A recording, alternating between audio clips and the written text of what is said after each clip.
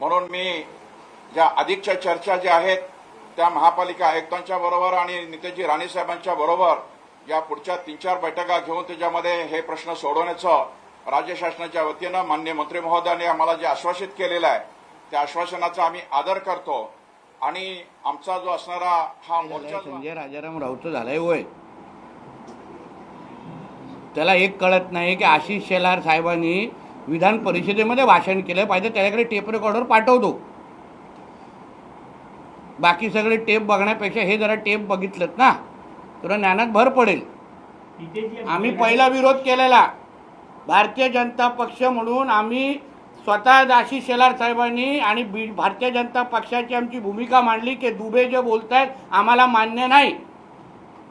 पण मुळात मुद्दा तोच आहे की आम्ही हिंदू म्हणून आपसात का भांडावं, जेणेकरून नया नगर भेंडी बाजारमध्ये शीरखोरमाच्या पार्टी व्हाव्यात म्हणून, बिर्याणीच्या पार्टी व्हाव्यात म्हणून. देखो हिंदू कैसे आपस में झगड़ रहे, हमको यही चाहिए.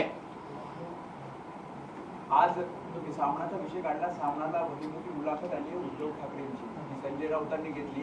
माझ्या घरी पाणी येतं बाबा, मी सामना नाही वापरत. त्याच्यात ते असं म्हणतायत की निवडणूक आयोग म्हणजे शेंदूर पासेला धोंडे आहे. हो बरोबर ना, कारण का लोकसभेचे निकाल पण जे खासदार ह्याचे निवडून आलेले आहेत ते पण निवडणूक आयोगाने दिलेले आहे. तेव्हा का निवडणूक आयोग वाईट वाटला नाही? तेव्हा तर अल्लाह अकबर करून हा नाचत होता सगळीकडे नालबाजारमध्ये. तेव्हा का तुम्हाला निवडणूक आयोग लोकसभेच्या नंतर वाईट वाटले नाही? त्यांचं असंही म्हणणं आहे की ठाकरे आणि शिवसेना हा ब्रँड आहे, बाकी पावसाळ्यात आलेले गांडूळ आहे. लक्षात घ्या, ब्रँड ठाकरे नावाचा ब्रँड हा हिंदू हृदय सम्राट बाळासाहेब ठाकरेंचा होता. तो हिंदुत्वाच्या नावाने ब्रँड होता. जगभरामध्ये देशभरामध्ये बाळासाहेब ठाकरे ही हिंदुत्वाचे आयकॉन म्हणून, हिंदू हृदय सम्राट म्हणून त्यांचे नाव पुढे गेलेलं.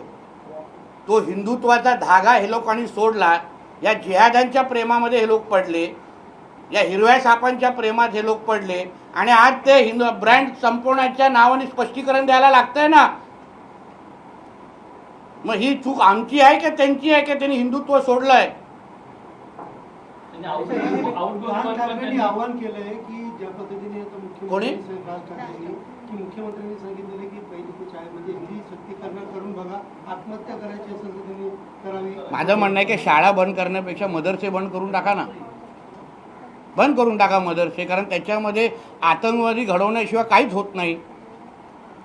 अहो बुलढाण्यामध्ये एका मदरस्यामध्ये यमनचे नागरिक लपलेले, यमनचे असंख्य मदरसांमध्ये तिथे जिलेटिनच्या काड्या सापडतात, तलवारी सापडतात. मग हिंदू समाजाच्या मध्ये भांडणं लावण्यापेक्षा, आमच्या शाळा बंद करण्यापेक्षा मदरसे बंद करून टाका ना. कारण ते आतंकवाद्याचे हड्डे नाहीत, ते शिक्षण कुठे आहे तिथून?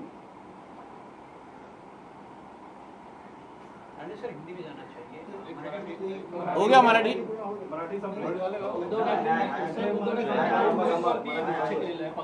मराठी संपली ना, मराठीचे प्रश्न संपले का?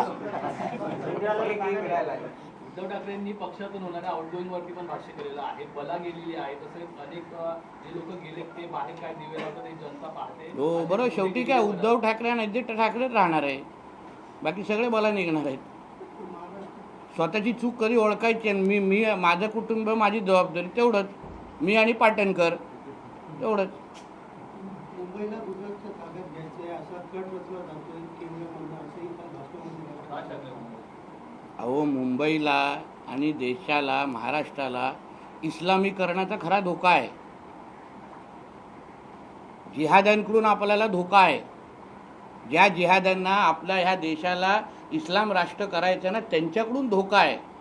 म्हणून हिंदू म्हणून आपण जेवढे एकत्र राहू. आणि मी तुम्हाला विश्वासाने सांगतो, मराठी समाजाला पण हा विषय आवडत नाही आहे, जे काही विषय चाललेले आहेत. आम्ही पण मराठी समाजाच्याच लोकांवर निवडून येतो आहे. कुठल्याही मराठी माणसाला अशा पद्धतीच्या हिंदूंमध्ये फूट पाडणं हे आवडत नाही आहे. कारण का आमच्या गणेश चतुर्थीच्या वेळी, आमच्या होळीच्या निमित्ताने जे काही विघ्न तयार केले जातात ते तयार करणारे हिंदू नसतात, ते जिहादी असतात. गणेश चतुर्थी साजरा करत असताना सगळे हिंदू सगळे सण सगळे हिंदू एकत्र येतात. जेव्हा आपण दहीहंडीचा तो आपण वरती हे करतो तेव्हा प्रत्येक हिंदू आपल्या खांद्यावर उभं राहून ते जाऊन वरती हे फोडतो आणि त्याच्या विरुद्ध हे जिहादी आवाज उचलतात. त्याच्या जरा त्या विषयावर आपण प्रामुख्याने लक्ष घातलं पाहिजे. हिंदू यात मनसे अध्यक्ष राज ठाकरेंनी काल मीरा रोडमध्ये घेतलेल्या जाहीर सभेत बोलताना मराठीच्या मुद्द्यावरती आक्रमक भूमिका मांडली. याचवेळी बोलताना राज ठाकरेंनी अमराठी व्यापाऱ्यांना थेट इशारा दिलाय. महाराष्ट्रात राहताय, शांततेत राहा, मराठी शिका, मस्ती कराल तर महाराष्ट्राचा दणका बसणारच, असा थेट इशारा राज ठाकरेंनी अमराठी व्यापाऱ्यांना दिला. महाराष्ट्राचे मुख्यमंत्री हिंदीसाठी का भांडतायत असा सवाल राज ठाकरेंनी केला. 1ली ते 5वी सक्तीची हिंदी सक्ती करूनच बघा, दुकानच नाही तर शाळा देखील बंद करेन असा इशारा राज ठाकरेंनी दिला. हळूहळू मुंबईला गुजरातमध्ये सामील करायचं हे काही जणांचं स्वप्न आहे. मीरा रोड ते पालघरचा पट्टा गुजरातमध्ये सामील करण्याचा डाव असल्याचा आरोप राज ठाकरेंनी केला. मास दाखवत अंगावर आला तर ठेचायचं म्हणजे ठेचायचंच असा इशारा राज ठाकरेंनी दिला.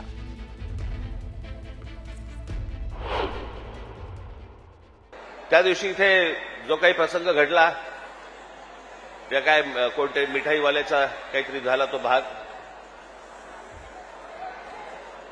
आता कानावरती जर मराठी समजत नसेल तर कानाखाली बसणारच मराठी.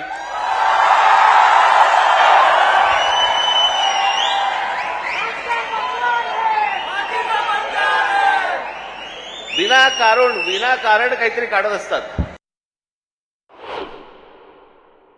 दुकानं बंद करून किती काळ राहणार आहात?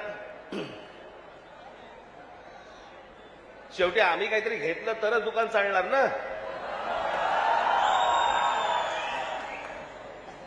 महाराष्ट्रामध्ये राहताय, शांतपणे राहा, मराठी शिका. आमचं काही वावडं नाहीये, तुमच्याशी काही भांडण नाहीये, पण मस्ती करणार असाल इथे तर महाराष्ट्राचा दणका बसणार म्हणजे बसणार, एवढं लक्षात ठेवा. म्हटलं ना, हे चाचपडून बघतायत, तुम्हाला चाचपडून तपासून बघतायत की हिंदी भाषा आणली, बघू महाराष्ट्र विरोध करतोय का, बघू मराठी माणूस पेटतोय का, बघू मराठी माणूस जिवंत आहे का. आणि तो जर शांत दिसला तर हिंदी ही भाषा आणणं ही त्यांची पहिली पायरी असेल. आणि हळूहळू त्या सगळ्या गोष्टी करून मुंबई ताब्यामध्ये घ्यायची आणि ती गुजरातला मिळवायची, हे ह्यांचं स्वप्न आहे. या मराठेशाहीने जे राज्य केलं, ज्याला आपण म्हणतो ना अटके पार आम्ही झेंडे फडकवले, अटके पार झेंडे फडकवले म्हणजे काय. आजही मला असं वाटतं पाकिस्तानच्या वायव्येला का नैऋत्येला तो अटक नावाचा किल्ला आहे, त्या किल्ल्यावरती भगवा ध्वज फडकला, ते अटक किल्ला, तो अटके पार झेंडे फडकवले आम्ही. तिथपर्यंत पोहोचले होते मराठे. तो महाराष्ट्र हतबल आहे, तो महाराष्ट्र ह्यांच्यासमोर हात पसरतोय. आम्ही भिका मागायच्या आम्हाला न्याय द्या म्हणून. तुम्ही या महाराष्ट्राचे राजे, तुम्ही या महाराष्ट्राचे मालक. बाकीची माणसं बाहेरून आली, ती तुमच्यावरती रुबाब करणार आणि आम्ही हतबलतेने त्यांच्यासमोर बोलणार, अरे नाही भाई साहब ऐसा मत का.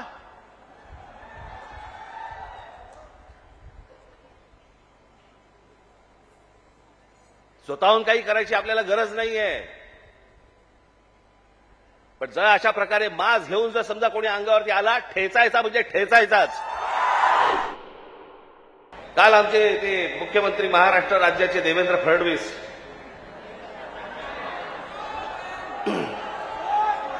त्यांनी काल सांगितलं म्हणे, तिसरी हिंदी भाषा आम्ही सक्तीची करणार म्हणजे करणार. आता राज्य सरकारला जर आत्महत्याच करायची असेल तर तरी बेशक करावी.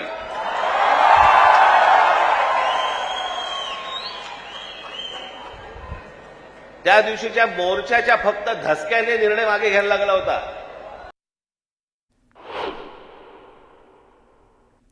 तर राज ठाकरेंनी भाजपचे खासदार निशिकांत दुबे यांना खुलं आव्हान दिलंय. मुंबईत या समुद्रात बुडवून बुडवून मारू असं राज ठाकरे म्हणाले. आप जो इस तरह की घटिया हरकत कर रहे हो, और मैंने हमेशा कहा है कि जब अपने घर में हो, महाराष्ट्र में हो, यदि बहुत बड़े बॉस हो तो चलो बिहार, चलो उत्तर प्रदेश, चलो तमिलनाडु, तुमको पटक पटक के मारेंगे. त्या दिवशी तो कोणतरी भारतीय जनता पक्षाचा एक खासदार, कोणतरी दुबे नावाचा, कसा काय बोलला, मराठी लोगों को हम यहां पे पटक पटक के मारेंगे. झाली का हो केस त्याच्यावरती? हिंदी चॅनल वाल्यांनी दाखवलं का? पुढे चालवलं का? काही नाही. बघा कसं असतात, कसे असतात ते बघा. तू आम्हाला पटक पटक के मारणार दुबे?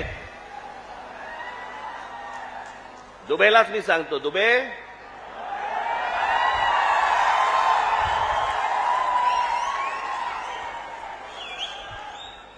तुम मुंबई में आ जाओ.